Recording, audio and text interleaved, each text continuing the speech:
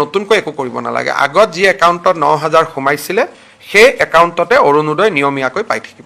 লাহে লাহে হ'ব। এতিয়া আমি নিযুক্তি প্ৰথম 2 লাখ পদ আমি বিচাৰি উলিয়াব লাগিব, গতিকে তাৰ প্ৰক্ৰিয়াটো আৰম্ভ হৈছে ইতিমধ্যে। আগষ্টৰ 1 তাৰিখৰ পৰা যোনে আগত অৰুণোদয় পাই আছিলে আগষ্টৰ 1 তাৰিখৰ পৰা তেওঁলোকে পাই থাকিব, কিন্তু মাজে মাজে আমি ক্লিনিং কৰি থাকোঁ। কোনোবা মৰা মানুহ হ'ল, বাদ গ'ল, কোনোবা চৰকাৰী চাকৰি পালে, বাদ গ'ল, সেইখিনি। জুলাই মাহত বাজেট অধিৱেশন শেষ হোৱাৰ লগে লগে আগষ্ট মাহৰ পৰা চৰকাৰৰ জনকল্যাণমূলক আঁচনিসমূহো আৰম্ভ হ'ব। 6 জুলাইৰ পৰা অসম বিধানসভাৰ অধিৱেশন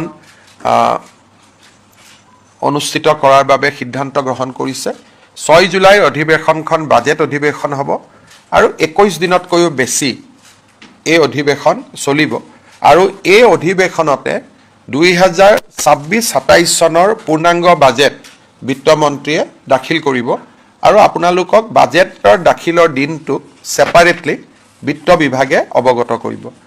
আৰু জুলাই মাহত বাজেট অধিৱেশন শেষ হোৱাৰ লগে লগে আগষ্ট মাহৰ পৰা চৰকাৰৰ জনকল্যাণমূলক আঁচনিসমূহো আৰম্ভ হ'ব। তাতোতো আৰ্টিফিচিয়েলি কোনোবাই মেজৰিটি কৰি ৰাখি লাভ নাই ন। ঘৰৰ ভিতৰত তেওঁলোকে যদি অসমীয়া ভাষা নকয়, অকল লোকপিয়লত অসমীয়া ভাষা লিখি ক'ব আমি বিদেশী নহয়, সেইটোতো নহ'ব নহয়। অসমীয়া ভাষাটো আমি কাৰোবাক এইটো সাহিত্য সভাৰ সভাপতি ডাঙৰীয়াৰ কথাৰ লগত মোৰ ইয়াত এটা বিৰোধিতা আছে। যদি অসমীয়া ঘৰত নকয় লিখি কি লাভ হ'ব?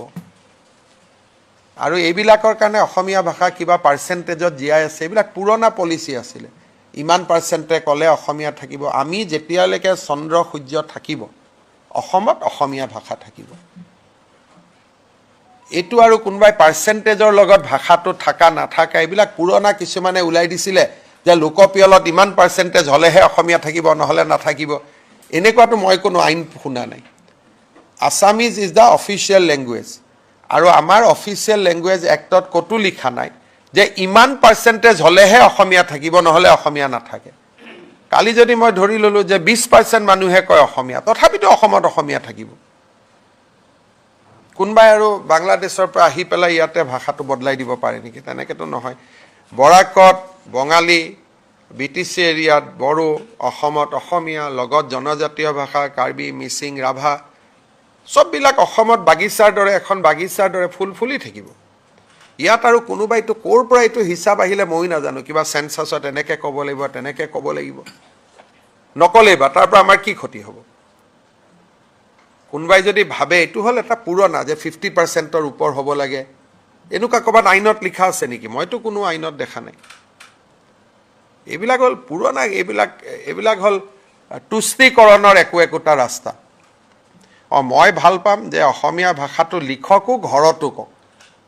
ঘৰত অসমীয়া নকৈ এনেই লিখি দিলে কি লাভ হ'ব অসমীয়া ভাষাটো? এইটোতো ফ্ৰড হৈ গ'ল না, এইটোতো ভুল হৈ গ'ল। যদি বোলে নহয় আমি ঘৰতো অসমীয়া কওঁ, কথা বাৰ্তাটো অসমীয়া কওঁ, তেতিয়াহে অসমীয়া ক'ব লাগে, নহ'লে কিয় অসমীয়া ক'ব লাগে?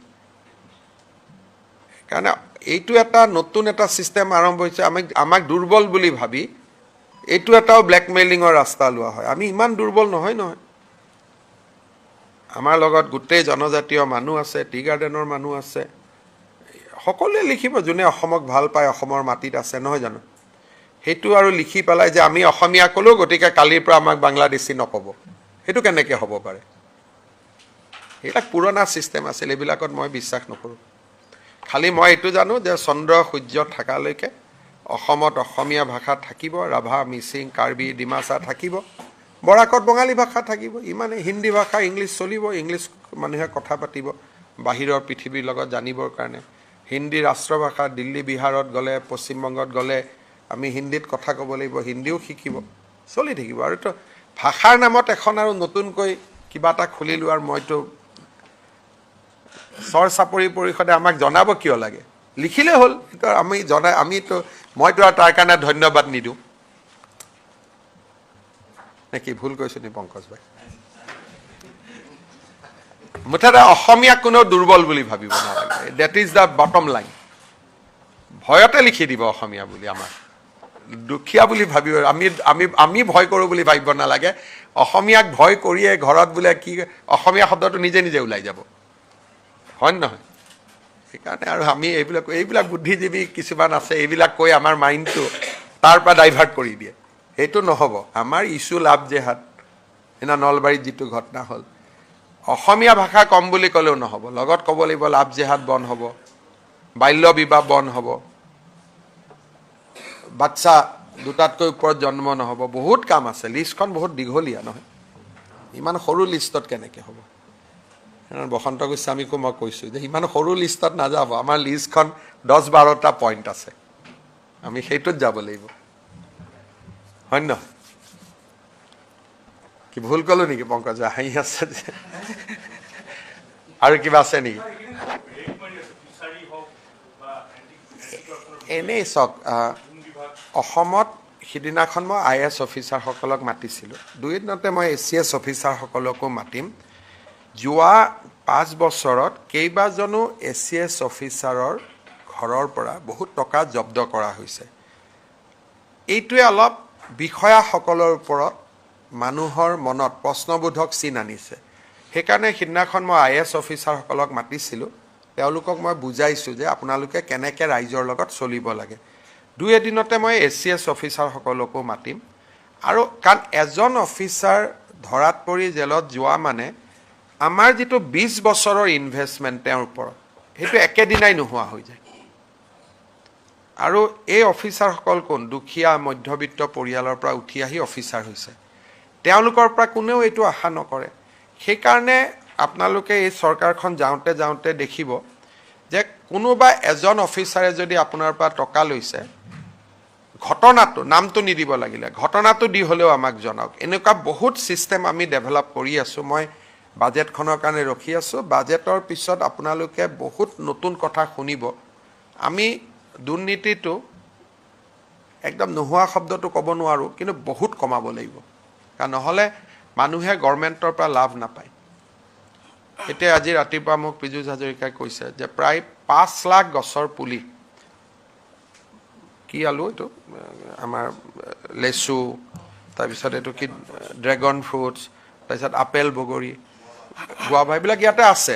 এতিয়া ময়ে 5 বছৰ মুখ্যমন্ত্ৰী হ'লোঁ, এগ্ৰিকালচাৰৰ তলৰ অফিচাৰখিনি তাত যায়, তেওঁলোকে হয়তো ভাল কৰি দিয়ে, বেয়া কৰি দিয়ে, মই নাজানো, কিন্তু এইটোকে এখন মিটিং কৰি দিলে মানুহে গম পাব যে কোনে পালে। সেইকাৰণে এইবাৰ আমি গোটেই কথা বাৰ্তাবিলাক একোখন মিটিং কৰি, যে যি হওক এখন মিটিং কৰি, মিটিঙত মন্ত্ৰী যাব লাগে বুলি কথা নহয়, পঞ্চায়ত, জিলা পৰিষদ সকলোকে ইনভলভ কৰি চব বস্তু একোখন মিটিং কৰি বিলাব লাগে, যাতে কোনোবা অপাত্ৰত যদি গৈছে লগে লগে ৰাইজে ধৰিব পাৰে।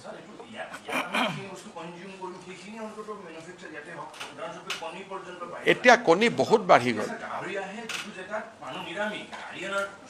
চাওক, এতিয়া ফিছ মাছ আহিব নালাগে, 2 বছৰত কণী আমাৰ ইয়াত 100% হৈ যাব, কণী আহিব নালাগে। গাহৰিটোত অলপ ইছ্যু আছে, কিন্তু মই ভাবোঁ যে আমি নেক্সট 5 ইয়াৰ্ছত কণী, মাছ চাফিচিয়েণ্ট। মৌটো বহুত ভাল ডেভেলপমেণ্ট হৈছে। এইবাৰে আপোনালোকে দেখিছে লেচুৰো বহুত ডিমাণ্ড। মোক ছিংগাপুৰৰ এম্বেচাডৰে মোক নিজে হোৱাটছআপ দি কৈ আছে যে আৰু পঠাব লাগে লেচু। গতিকে অসমীয়া ল'ৰাই যিমানে কাম কৰে অসমখন বাচিব। হাই ভেলু হৰ্টিকালচাৰ যিমান কৰে সিমানে অসমখন বাচিব। এতিয়া আমাৰ খেতি পথাৰবোৰ পৰি আছে, যদি অকল ট্ৰীয়ে লগাই দিয়ে, গছ লগাই দিয়ে, মেহৰুণি তেৰুণি গছে লগাই দিয়ে, তাৰো ইনকাম আছে। গতিকে অলপ এই 5 বছৰত আমি অসমৰ অৰ্থনীতিটো জাগৰণ কৰাৰ কাৰণে চেষ্টা কৰিব লাগিব। এইবাৰ বাজেটত আপোনালোকে অলপ অলপ পাব।